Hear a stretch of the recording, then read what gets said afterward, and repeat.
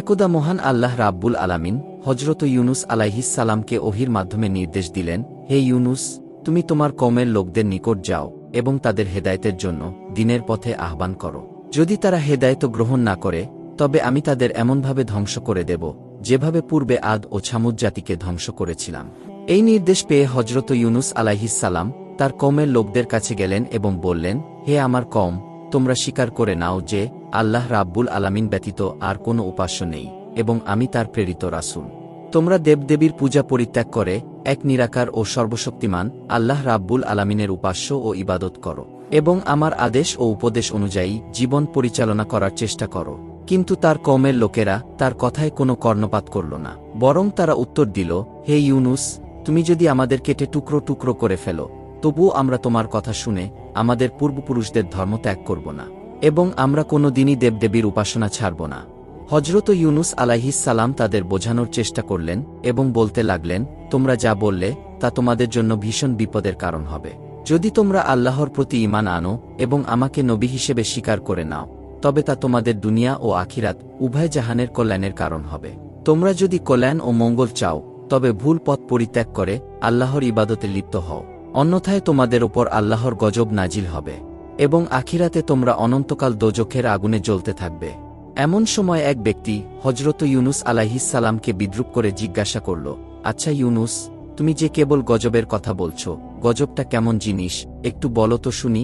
হযরত ইউনুস আলাইহিস সালাম জবাব দিলেন, গজব হলো আল্লাহ রাব্বুল আলামিন তোমাদের উপর অতর্কিতভাবে ভীষণ কোনো বিপদাপদ অবতীর্ণ করে দেবেন, যেমন প্রবল ভূমিকম্প, বন্যা, মহাপ্লাবন কিংবা আসমান থেকে অগ্নিবৃষ্টির মাধ্যমে মহান আল্লাহ রাব্বুল আলামিন তোমাদের উপর নানারকম গজব নাজিল করতে পারেন।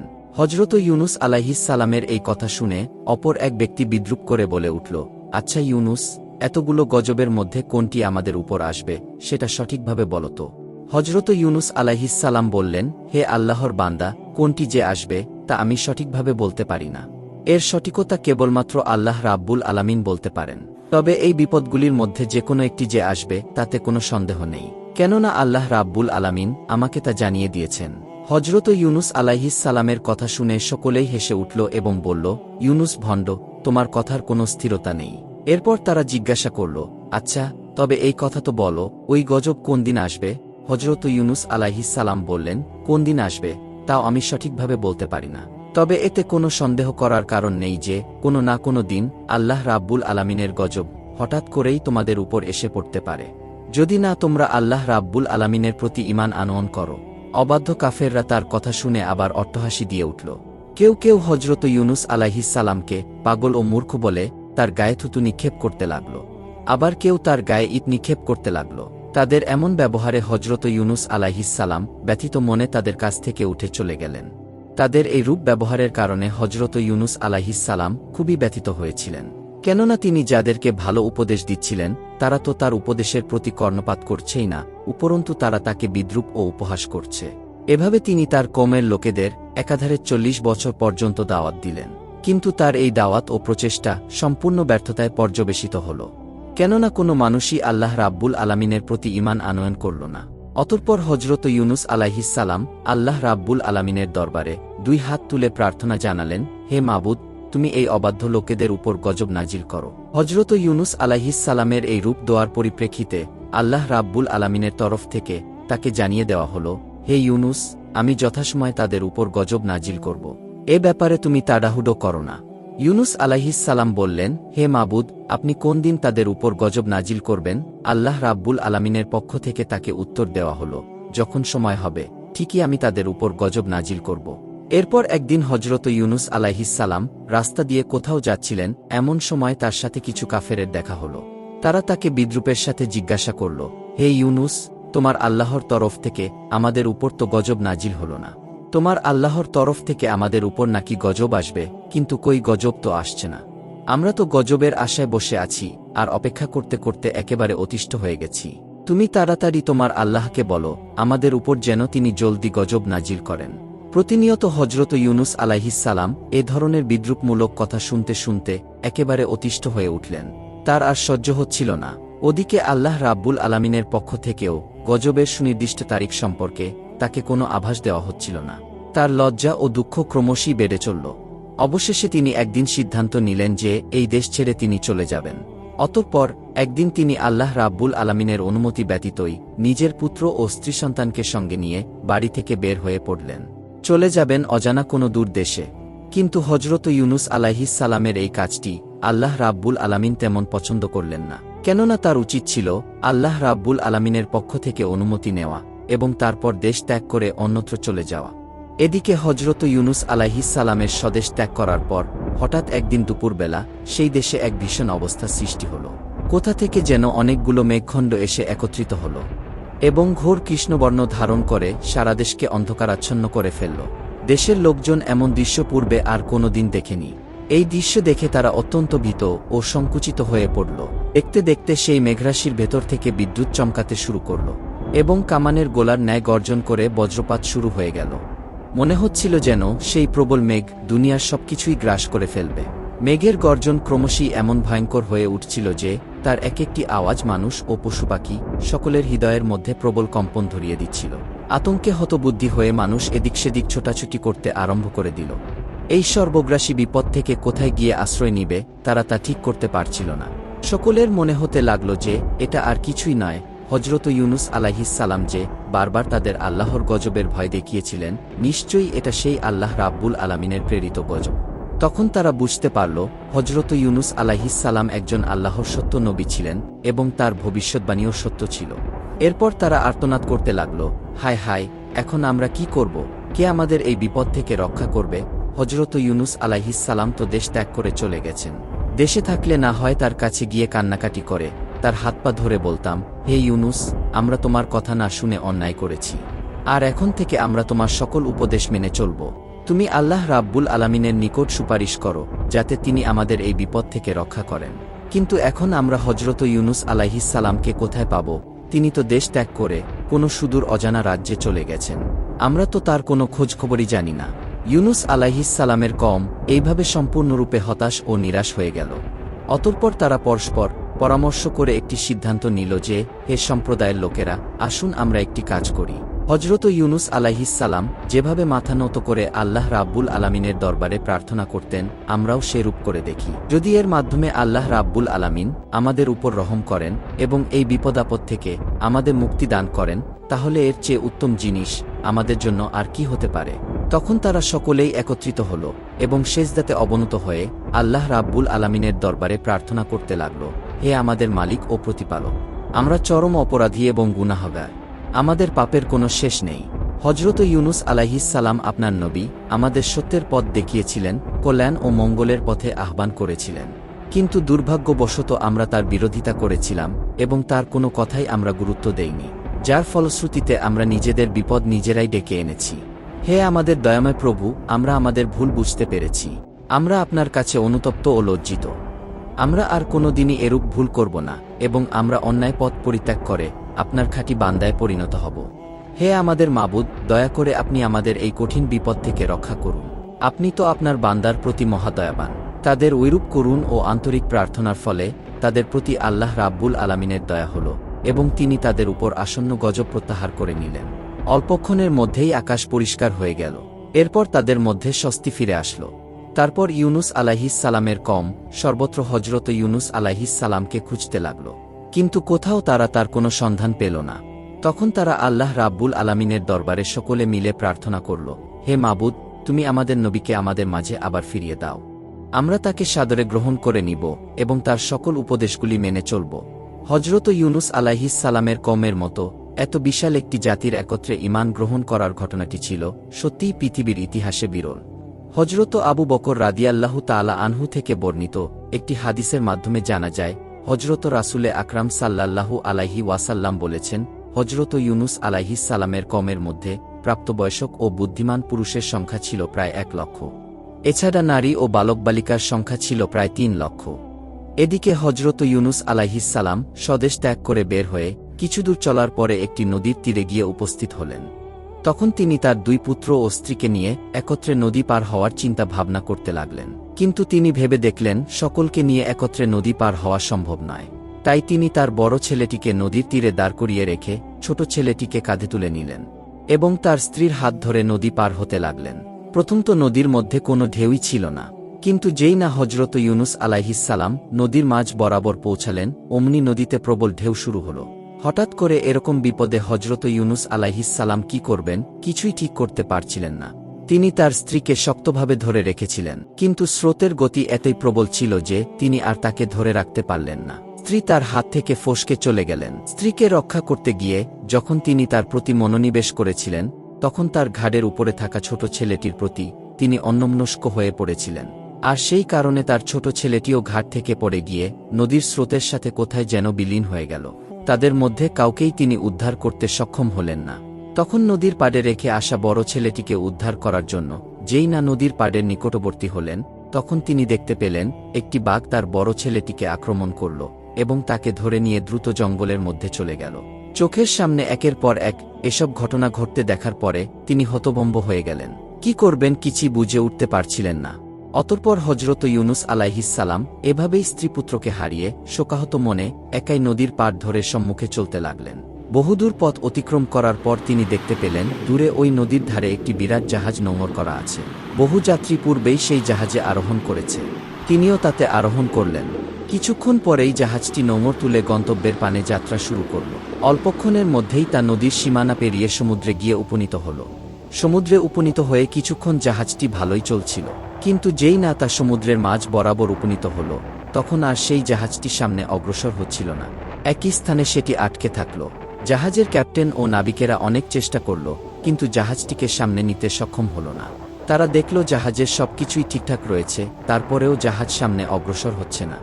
অতঃপর জাহাজের ক্যাপ্টেন, নাবিক এবং আরোহীগণ সকলেই অবাক হয়ে ভাবতে লাগল যে এরূপ হওয়ার কারণ কি। ওই জাহাজে একজন ধর্মপ্রাণ ও বুজুর্গ লোক ছিলেন। তিনি বললেন, নিশ্চয়ই জাহাজে এমন একজন গোলাম আছে যে তার মালিকের কাছে না বলে পালিয়ে এসেছে এবং সে এই জাহাজে আরোহণ করেছে, আর তার পাপের কারণে জাহাজ সামনে চলছে না। সেই ব্যক্তিকে যতক্ষণ পর্যন্ত জাহাজ থেকে ফেলে না দেওয়া হবে, ততক্ষণ পর্যন্ত জাহাজ বিপদমুক্ত হবে না। তখন এক এক করে জাহাজের প্রত্যেক আরোহীর কাছে জিজ্ঞাসা করা হলো যে, তোমাদের মধ্যে কি এমন কেউ আছো যে তার মালিকের অনুমতি ব্যতীত পালিয়ে এসেছ? কিন্তু সকল যাত্রীরা এ কথা অস্বীকার করল। তখন হজরত ইউনুস আলাইহিসসালাম ভাবতে লাগলেন, আমি তো মনিবের নিকট না বলে পালিয়ে এসেছি। আমি আমার মহান প্রতিপালক সর্বশ্রেষ্ঠ আল্লাহ রাব্বুল আলামিনের অনুমতি না নিয়েই স্বদেশ ত্যাগ করে বিদেশের পথে রওনা করেছি। আমার মতো এত বড় পাপী আর কে হতে পারে? এই কথা চিন্তা করে তিনি জাহাজ কর্তৃপক্ষের কাছে গিয়ে বললেন, আমি আমার মালিকের নিকট না বলে পালিয়ে এসেছি। আপনারা আমাকে সাগরে ফেলে দিন। আমাকে সাগরে নিক্ষেপ করা হলে জাহাজ আবার আগের মতো চলতে শুরু করবে এবং আপনারা সকলেই বিপদমুক্ত হয়ে যাবেন। ইউনুস আলাইহিসসালাম এই কথা বললেও তার লাবণ্যময় চেহারা দেখে কেউই বিশ্বাস করতে পারল না যে তিনি কারো গোলাম হতে পারেন। কোনো গোলামেরই আচরণ এবং কথাবার্তা এরূপ হতে পারে না, বরং তাকে সকলেই কোনো সম্ভ্রান্ত লোক বলে মনে করতে লাগল। কিন্তু হজরত ইউনুস আলাইহিসসালাম যখন নিজেকে বারবার অবাধ্য গোলাম বলে তাদের নিকট প্রকাশ করতে লাগলেন, তখন জাহাজের লোকজন বাধ্য হয়ে একটি সিদ্ধান্ত নিল যে সেই অবাধ্য লোকটিকে ধরার জন্য লটারি করা হবে। এরপর তারা লটারি করল, কিন্তু যতবারই তারা লটারি করল, প্রত্যেকবারই হজরত ইউনুস আলাইহিসসালামের নাম উঠল। তখন তাদের কাছে হজরত ইউনুস আলাইহিসসালামকে সমুদ্রে নিক্ষেপ করা ছাড়া আর কোনো উপায় ছিল না। অতঃপর তারা তাকে সমুদ্রে নিক্ষেপ করল। সমুদ্রে নিক্ষেপ করার সাথে সাথে জাহাজটি আবার পূর্বের ন্যায় চলতে আরম্ভ করল এবং জাহাজের সকল যাত্রীরা বিপদমুক্ত হয়ে গেল। এদিকে হজরত ইউনুস আলাইহিসসালাম যখন সমুদ্রে নিক্ষিপ্ত হলেন, এরপর একটি বিরাট তিমি মাছ এসে তাকে গিলে ফেলল। দুর্যোগের উপর যেন মহাদুর্যোগ, বিপদের উপর মহাবিপদ। হজরত ইউনুস আলাইহিসসালাম দেশ ত্যাগ করে বের হওয়ার পরে প্রথম তিনি নিজের স্ত্রীপুত্রকে হারিয়েছেন, এরপর তিনি সমুদ্রে নিক্ষিপ্ত হয়ে মাছের পেটে চলে এসেছেন। এর চেয়ে বড় বিপদ আর কি হতে পারে? আল্লাহ রাব্বুল আলামিনের একজন বিশিষ্ট নবী হওয়া সত্ত্বেও তার অনুমতি ব্যতীত স্বদেশ ত্যাগ করার কারণেই আল্লাহ রাব্বুল আলামিন তাকে এই কঠিন বিপদ ও বালামুসিবত দিয়ে পরীক্ষা করছিলেন। আল্লাহ রাব্বুল আলামিনের উদ্দেশ্য ছিল এই যে ইউনুস আলাইহিসসালামের এই ঘটনাটি যেন অন্যান্য নবী রাসূল এবং বিশ্বের মুসলমানদের জন্য একটি আদর্শ হিসেবে প্রতিষ্ঠিত হয়ে থাকে। মহান আল্লাহ রাব্বুল আলামিন হজরত ইউনুস আলাইহিসসালামকে দুনিয়া থেকে তুলে নেওয়ার পরিবর্তে তাকে বাঁচিয়ে রাখার ইচ্ছা করলেন। এ কারণে তিনি তিমি মাছটিকে হুকুম দিলেন, হে মৎস্য, আমার প্রিয় নবী তোমার পেটে আশ্রয় গ্রহণ করেছে। সাবধান, তার যেন কোনো প্রকার কষ্ট ও অসুবিধা না হয়, সেদিকে তুমি সর্বদা লক্ষ্য রাখবে। হজরত ইউনুস আলাইহিসসালাম মাছের পেটে যাওয়া মাত্রই কেঁদে কেঁদে আল্লাহ রাব্বুল আলামিনের দরবারে ইস্তেগফার করতে লাগলেন। এবং তিনি ফরিয়াদ করে বলতে লাগলেন, হে মাবুদ, তুমি আমাকে ক্ষমা করে দাও। আমি আর কোনো দিন তোমার অসন্তুষ্টিমূলক কোনো কাজ করব না। তুমি আমার এবারের অপরাধ অনুগ্রহপূর্বক মার্জনা করো। তিনি এভাবে আল্লাহ রাব্বুল আলামিনের দরবারে কাকুতি মিনতি করছিলেন আর বারবার একটি দোয়া পড়ছিলেন, লা ইলাহা ইল্লা আনতা সুবহানাকা ইন্নী কুনতু মিনাজ জালিমিন। অর্থ, হে আল্লাহ, আপনি ছাড়া কোনো মাবুদ নেই, আপনি পবিত্র, আর আমি জালিমদের অন্তর্ভুক্ত। এভাবেই একাধারে হজরত ইউনুস আলাইহিসসালাম মাছের পেটে 40 দিন কাটালেন এবং তিনি মাছের পেটে থেকে বিরতিহীনভাবে এই দোয়াটি পাঠ করে যেতে লাগলেন। তিনি বুঝতে পারছিলেন না কখন দিন হচ্ছে আর কখন রাত হচ্ছে। 40 দিনে হজরত ইউনুস আলাইহিসসালাম সর্বমোট 1,40,000 বার এই দোয়াটি পাঠ করেছিলেন। শেষ পর্যন্ত আল্লাহ রাব্বুল আলামিনের দয়া ও কৃপা হজরত ইউনুস আলাইহিসসালামের জন্য উদ্ভাসিত হল। তিনি তার প্রিয় বান্দার এইরকম অবস্থায় আর অবিচল থাকতে পারলেন না। তখন তিনি ওহির মাধ্যমে তাকে জানালেন, হে ইউনুস, তুমি যে দোয়াটি পাঠ করেছিলে, এই দোয়াটি যদি তুমি পাঠ না করতে, তাহলে কিয়ামতের আগ পর্যন্ত তুমি মাছের পেটেই থাকতে, কোনোদিন মুক্তি পেতে না। মহান আল্লাহ রাব্বুল আলামিন কোরআনুল কারিমে ঘোষণা করেছেন, অতঃপর আমি ইউনুসের ডাকে সাড়া দিলাম এবং তাকে বিপদমুক্ত করলাম। আর এভাবেই আমি মুমিনদেরকে বিপদমুক্ত করে থাকি। 40 দিন যাবত হজরত ইউনুস আলাইহিসসালাম মাছের পেটে কোনো রকমের খাবার বা পানীয় গ্রহণ করেননি। আল্লাহ রাব্বুল আলামিনের তাসবিহ ছিল তার একমাত্র খোরাক। মহান আল্লাহ রাব্বুল আলামিন হজরত ইউনুস আলাইহিসসালামের প্রতি কৃপা প্রদর্শন এবং তার দোয়া কবুল করার সঙ্গে সঙ্গে মাছটির পেটে অনেক ব্যথা ও বেদনা শুরু হয়ে গেল। মাছটি ব্যথা ও যন্ত্রণায় অস্থির হয়ে পড়ল। এরপর আল্লাহ রাব্বুল আলামিনের নির্দেশে একটি জনমানবহীন মরুময় দ্বীপে মাছটি হজরত ইউনুস আলাইহিসসালামকে উদ্গীরণ করে দিল এবং এভাবেই সে নিজের পেটের বেদনা থেকে মুক্তি লাভ করল আর শান্তি ও স্বস্তির মুখ দেখল। হজরত ইউনুস আলাইহিসসালাম তখন প্রায় জীবন্ত মৃতের মতো অবস্থাপ্রাপ্ত হয়ে পড়েছিলেন। সামুদ্রিক মাছ হজরত ইউনুস আলাইহিসসালামকে নির্জন দ্বীপে উদ্গীরণ করে দিয়ে সমুদ্রে চলে গেল। মাছটি ইউনুস আলাইহিসসালামকে যে দ্বীপে উদ্গীরণ করে দিয়েছিল, সেই দ্বীপে না ছিল কোনো জনমানবের চিহ্ন এবং না ছিল কোনো গাছগাছালির চিহ্ন। দীর্ঘ 40 দিন মাছের পেটে অবস্থান করার কারণে ইউনুস আলাইহিসসালামের শরীরের চামড়াগুলি একেবারে পাতলা হয়ে গিয়েছিল। দ্বীপটি মরুময় হওয়ায় এবং গাছপালা না থাকায় রৌদ্রের তাপ হজরত ইউনুস আলাইহিসসালামের শরীরে সরাসরি পতিত হতে লাগল, আর এতে তিনি অনেক কষ্ট ও যন্ত্রণা অনুভব করতে লাগলেন। অপরদিকে ক্ষুধা ও তৃষ্ণাতেও তিনি একেবারে কাতর হয়ে পড়েছিলেন। কিন্তু তিনি কি খাবেন? সমুদ্রের পানি ছিল লবণাক্ত এবং আশেপাশে এমন কোনো খাবারও নেই যেই খাবার খেয়ে তিনি নিজের শরীরের শক্তি ফিরিয়ে আনতে পারেন। এমন প্রতিকূল পরিবেশে হজরত ইউনুস আলাইহিসসালামের প্রতি আল্লাহ রাব্বুল আলামিনের রহমত অবতীর্ণ হল। যেখানে তিনি অর্ধমৃত অবস্থায় শায়িত ছিলেন, তার একেবারে নিকটে আল্লাহ রাব্বুল আলামিন একটি লাউ গাছ উৎপন্ন করে দিলেন। দেখতে দেখতে লাউ গাছটি বড় হয়ে গেল এবং শুধু বড় হয়েই ক্ষান্ত থাকল না, তা একটি ঝোপে পরিণত হল। আর হজরত ইউনুস আলাইহিসসালামের শান্তির জন্য পরম আরামদায়ক ছায়া প্রদর্শন করতে লাগল। মহান আল্লাহ রাব্বুল আলামিনের এই অশেষ কৃপায় ইউনুস আলাইহিসসালাম আল্লাহর দরবারে শুকরিয়া আদায় করলেন। সেই স্থানে বিশ্রাম করে তার প্রাণ শীতল হয়ে গেল। একটু পরেই তিনি দেখতে পেলেন সেই গাছে কতগুলি ফল ধরল।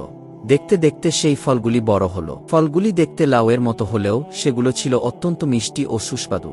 তার মধ্যে থেকে আল্লাহ রাব্বুল আলামিন একটি ফল হজরত ইউনুস আলাইহিসসালামকে ভক্ষণ করার ব্যবস্থা করে দিলেন। সেই ফলটি ভক্ষণ করার পর ইউনুস আলাইহিসসালাম মনে মনে বললেন, এমন সুমিষ্ট ও সুস্বাদু ফল তিনি তার জীবনে পূর্বে আর কখনো ভক্ষণ করেননি, কারণ এটি ছিল জান্নাতি ফল। এভাবেই আল্লাহ রাব্বুল আলামিন তার ক্ষুধা দূর করলেন। অতঃপর এবার তিনি চিন্তা করতে লাগলেন, ক্ষুধা তো দূর হল, কিন্তু এবার তিনি তৃষ্ণা কিভাবে নিবারণ করবেন? এই চিন্তা করার সাথে সাথে তিনি দেখতে পেলেন পুষ্ট ও স্বাস্থ্যবান একটি বকরী তার দিকে ছুটে আসছে। অতঃপর তিনি সেই বকরীর দুধ পান করে তৃষ্ণা নিবারণ করলেন আর আল্লাহ রাব্বুল আলামিনের দরবারে লাখ লাখ শুকরিয়া আদায় করলেন। এভাবে কয়েকদিন পর্যন্ত হজরত ইউনুস আলাইহিসসালাম সুমিষ্ট ফল ও বকরীর দুধ পান করার ফলে নিজের শরীরে যথেষ্ট শক্তি ও শান্তি অনুভব করতে লাগলেন। এমন অবস্থায় মহান আল্লাহ রাব্বুল আলামিন তার নিকট ওহী প্রেরণ করলেন, হে ইউনুস, তুমি যেই দ্বীপে অবস্থান করছো তার অনতিদূরেই একটি বস্তি রয়েছে। তুমি গিয়ে তাদের কাছে দ্বীনের দাওয়াত দাও। এরপর তোমার কওমের লোকেদের কাছে ফিরে গিয়ে তাদের হেদায়েত করতে থাকো। মহান আল্লাহ রাব্বুল আলামিনের পক্ষ থেকে এরূপ আদেশ পেয়ে হজরত ইউনুস আলাইহিসসালাম সেই দ্বীপ থেকে সামনে চলতে লাগলেন। কিছু দূর অগ্রসর হবার পরে তিনি একটি লোকালয়ের কাছে গিয়ে পৌঁছালেন। সেখানকার মানুষদের চরিত্র ছিল খুবই উত্তম। তারা ইতিপূর্বে হজরত ইউনুস আলাইহিসসালামের নাম শুনেছিল এবং তাকে নিজেদের মধ্যে পাওয়ার জন্য অধীর আগ্রহে বসেছিল। অতঃপর হজরত ইউনুস আলাইহিসসালাম তাদের মধ্যে গিয়ে উপস্থিত হলেন। তখন তারা আনন্দে আত্মহারা হয়ে গেল। এরপর তিনি তাদের কাছে দ্বীনের বিধিবিধান পেশ করলেন, আর তারা আল্লাহ রাব্বুল আলামিনের দ্বীন কবুল করে হজরত ইউনুস আলাইহিসসালামের উম্মতে পরিণত হল। অতঃপর হজরত ইউনুস আলাইহিসসালাম সেই দেশের সর্বত্র ভ্রমণ করে ওয়াজ নসিহত করতে লাগলেন। একদা তিনি একটি মজলিসে ওয়াজ করছিলেন, এমন সময় কোথা থেকে যেন নবীর স্ত্রী ও তার ছোট ছেলে সেখানে এসে উপস্থিত হলেন। নবী তাদের দেখে অবাক হলেন এবং আল্লাহ রাব্বুল আলামিনের দরবারে অশেষ শুকরিয়া আদায় করলেন। অতঃপর তিনি তার স্ত্রীর নিকট তাদের বেঁচে থাকার ঘটনাটি জানতে চাইলেন। স্ত্রী বললেন, আমরা আপনার হাত থেকে ছুটে পানির মধ্যে হাবুডুবু খাচ্ছিলাম। প্রবল স্রোতে কখনো আমাদের পানিতে তলিয়ে নিচ্ছিল, আবার কখনো উপরে ভাসিয়ে রাখছিল। আমরা অত্যন্ত ভীত হয়ে পড়েছিলাম। এভাবে কয়েক ঘন্টা চলার পরে আমাদের পায়ের নিচে মাটি আসলো। তখন আমরা সেখানে সোজা হয়ে দাঁড়ালাম, আর এর মধ্যে স্রোতের প্রবলতা কিছুটা কমে গেল। একটু পরেই আমরা দেখতে পেলাম সেখানকার পানি সম্পূর্ণরূপে শুকিয়ে গিয়েছে। তখন আমরা সেখান থেকে উঁচু স্থানের দিকে হাঁটতে লাগলাম। কিছু দূর হাঁটার পরে আমাদের সাথে কয়েকজন মানুষের সাক্ষাৎ হল। তারা আমাদের অসহায় অবস্থায় দেখে আমাদের নিকট আসলো এবং আমাদের পরিচয় জিজ্ঞাসা করল। আমি তখন আপনার নাম বলে পরিচয় দিলাম। তারা আমাদের যথেষ্ট সম্মান প্রদর্শন করে তাদের সঙ্গে নিয়ে চলল। আমরা তাদের সাথে তাদের বাড়িতে গিয়ে পৌঁছালাম। তারা আমাদের সেখানে আশ্রয় দিল এবং আমাদের থাকা খাওয়ার সম্পূর্ণ ব্যবস্থা করে দিল। এভাবেই দিন চলে যাচ্ছিল। একদিন আমি স্বপ্নে দেখলাম একজন শুভ্র পোশাক পরিহিত ব্যক্তি আমাকে বলছে, হে ইউনুস নবীর স্ত্রী, তোমার স্বামীর উপর মহান আল্লাহ রাব্বুল আলামিনের পরীক্ষা শেষ হয়েছে। অল্প দিনের মধ্যেই তার সাথে তোমার সাক্ষাৎ হবে এবং আল্লাহ রাব্বুল আলামিন তোমাদের সুখের দিন ফিরিয়ে দিবেন। এরপর একদিন আমরা জানতে পারলাম যে আপনি এই লোকালয়ে আগমন করেছেন, আর এই খবর পেয়েই আমরা আপনার কাছে এসে উপস্থিত হলাম। স্ত্রীর মুখে এই কাহিনী শুনে হজরত ইউনুস আলাইহিসসালাম অনেক খুশি হলেন এবং আল্লাহ রাব্বুল আলামিনের দরবারে লাখ লাখ শুকরিয়া আদায় করলেন। এরপর একদিন হজরত ইউনুস আলাইহিসসালাম এক বৈঠকে বসে কয়েকজন লোককে উপদেশ প্রদান করছিলেন। এমন সময় একজন লোক সেখানে এসে উপস্থিত হয়ে বলল, হুজুর, কিছুদিন আগের ঘটনা। আমরা 8 থেকে 10 জন লোক একটি জঙ্গলে কাঠ কাটার উদ্দেশ্যে গমন করলাম। হঠাৎ আমরা দেখতে পেলাম একটি বাঘ একটি বালককে নিয়ে দ্রুত জঙ্গলের অভ্যন্তরে চলে যাচ্ছে। তখন আমরা সকলে মিলে অস্ত্রশস্ত্র নিয়ে বাঘটিকে ধাওয়া করলাম। আমাদের ধাওয়া খেয়ে বাঘটি বালকটিকে ছেড়ে চলে গেল। বালকটি সম্পূর্ণ মুমূর্ষু অবস্থায় পড়েছিল। এরপর আমি ও আমার সহকর্মীরা বালকটিকে বাড়িতে নিয়ে এসে অনেক চিকিৎসা ও সেবা যত্ন করলাম, যার কারণে সে সম্পূর্ণরূপে আরোগ্য লাভ করল এবং সুস্থ হয়ে উঠল। সুস্থ হওয়ার পরে সে তার সম্পূর্ণ ঘটনা আমাদের খুলে বলল এবং সে বলল যে আমি আল্লাহর নবী হজরত ইউনুস আলাইহিসসালামের পুত্র। তখন হজরত ইউনুস আলাইহিসসালাম বললেন, আমার পুত্র কোথায়? তাকে জলদি নিয়ে এসো। লোকটি বলল, হুজুর, এখনই আমার সঙ্গে লোকজন তাকে নিয়ে আপনার কাছে উপস্থিত হবেন। এর কিছুক্ষণ পরে হজরত ইউনুস আলাইহিসসালামের ছেলেকে নিয়ে কিছু লোক তার কাছে উপস্থিত হল। ছেলেকে এভাবে অকল্পনীয়ভাবে ফিরে পেয়ে হজরত ইউনুস আলাইহিসসালাম আল্লাহ রাব্বুল আলামিনের দরবারে লাখ লাখ শুকরিয়া আদায় করতে লাগলেন এবং তার দুই চোখ দিয়ে অবিরল ধারায় আনন্দের অশ্রু ঝরতে লাগল। স্ত্রীপুত্রকে ফিরে পাওয়ার পরে হজরত ইউনুস আলাইহিসসালাম চিন্তা করলেন, এবার তাকে স্বদেশপানে ফিরে যেতে হবে, কারণ এটাই ছিল আল্লাহ রাব্বুল আলামিনের নির্দেশ। অতঃপর তিনি সেই দেশের লোকজনকে বিদায় জানিয়ে স্বদেশের পথে রওনা করলেন। প্রিয় ভাই ও বোনেরা, আজকের গল্প এ পর্যন্তই। ইসলাম প্রচারে ভিডিওটি আপনার বন্ধুদের সাথে বেশি বেশি শেয়ার করুন এবং এমন আরও ইসলামিক কাহিনীর ভিডিও পেতে আমাদের চ্যানেলটি সাবস্ক্রাইব করে সাথেই থাকুন। জাজাকাল্লাহ খাইরান।